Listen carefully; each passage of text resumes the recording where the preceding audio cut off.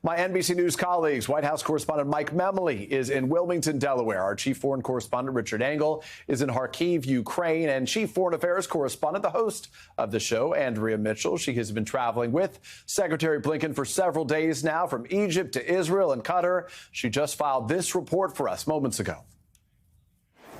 Hey, Peter.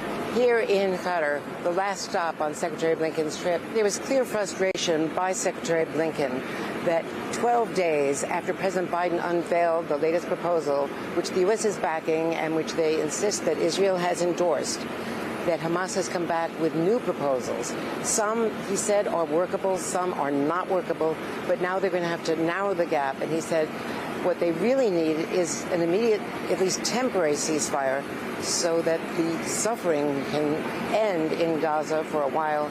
They can try to negotiate a permanent ceasefire and the war can end. The immediate response from the U.S. is we have a lot of work to do. They're going to clearly go back to Hamas and see if they can narrow those gaps. But for now, the war continues, and there is a new threat in the north of Israel from Hezbollah. And at this point, Israel is facing the war in Gaza, threats from the north, and the mission from Secretary Blinken has not produced the desired result as he heads out to join President Biden at the G7 in Italy, leaving the Middle East again. Peter? Andrea Mitchell filing that report for us just moments ago. Richard Engel is joining us now. And Richard, I want to ask you, you're in eastern Ukraine near the Russian border. The war there obviously going to be a major focus for the G7. Biden, the president, expected to meet with President Zelensky for a second time in as many weeks. I was there with them as they met at the D-Day commemorations in France. Give us a sense, if you can, about the crucial nature of this timing, given the fact that there's so much pressure to sort of advance the ball as it relates to Ukraine, because everyone acknowledges this cannot go without any end. So there is an impression, it seems, that people in the United States are spending money on Ukraine that is having no impact, that it is just a river that flows to nowhere. Here, I've been in this city for many times over the last 2.5 years since this war began. This was a city that about a month ago looked like it potentially could be falling. There was a Russian advance. Russian troops were closing in. They were raining bombs on Kharkiv every single day. And over the last 2 weeks, now that American weapons, American support has arrived here, pressure on Kharkiv has eased up significantly. The local officials here, military officials, say there has been a palpable change in the city. Occasionally there are still attacks, but people are coming out again. There's life once again in this city. And they say that is because the aid, which was delayed, was held up by Congress, is now starting to arrive. And also because the Ukrainian military is allowed to use, in some cases, still limited cases, the American weapons to carry out strikes inside Russia, on Russian territory.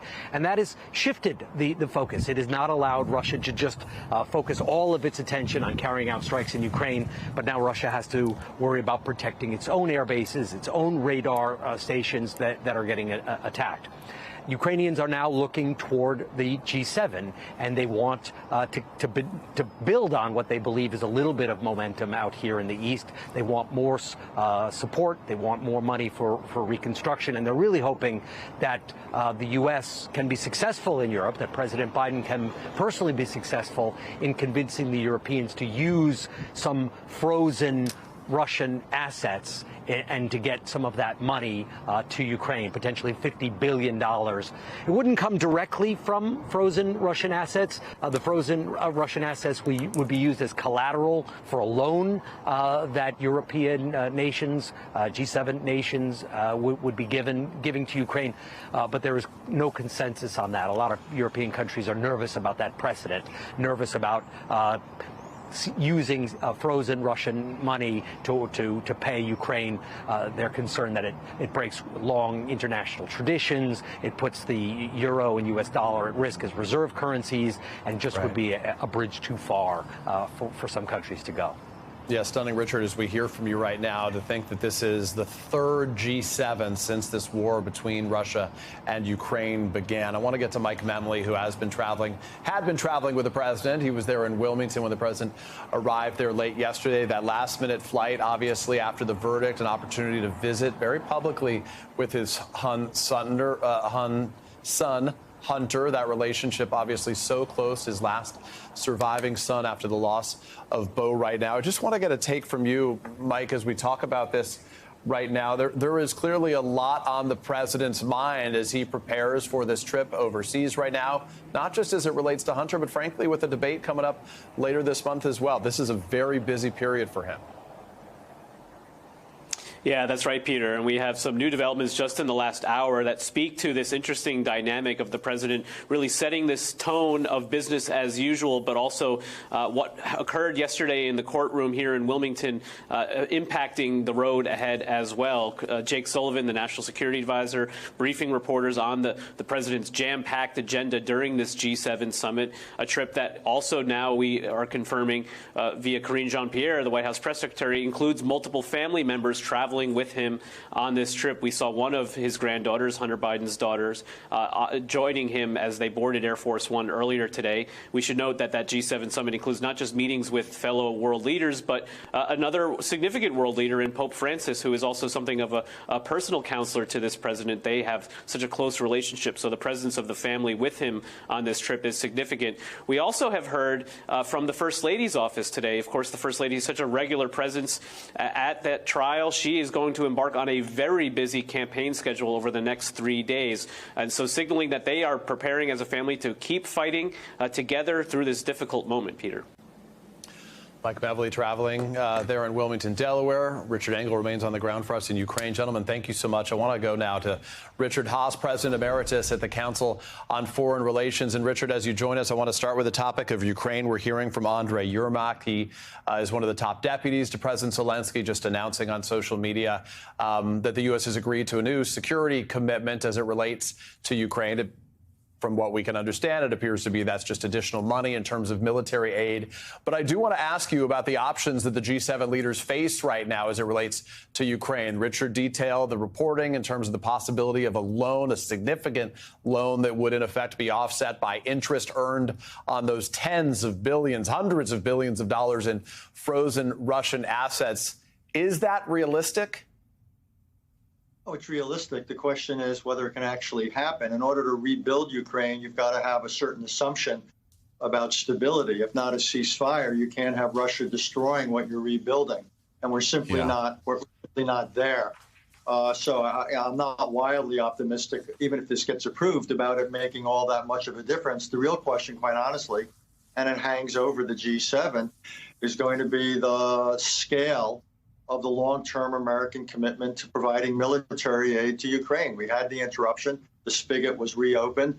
The question is, how long does it stay open? How much will flow through it? That's the big question. Yeah. Of course, the backdrop to all of that being, and it's on the mind of all those Western leaders, those G7 leaders as they meet with the president, that there is a former president, Donald Trump, who's waiting in the wings, hoping to return to power again. So this is the last opportunity, potentially, under a Biden presidency, if the United States decides to vote on Donald Trump. I heard that from a lot of European allies. That's a real concern. Let me ask you about Gaza. If Hamas is balking again, as we heard from Secretary of State Antony Blinken here, where is there room for movement? What more can the U.S. do when dealing with Hamas's leader, Yahya Sinwar, Richard, who recently told the Wall Street Journal Palestinian deaths are, to use his language, necessary sacrifices?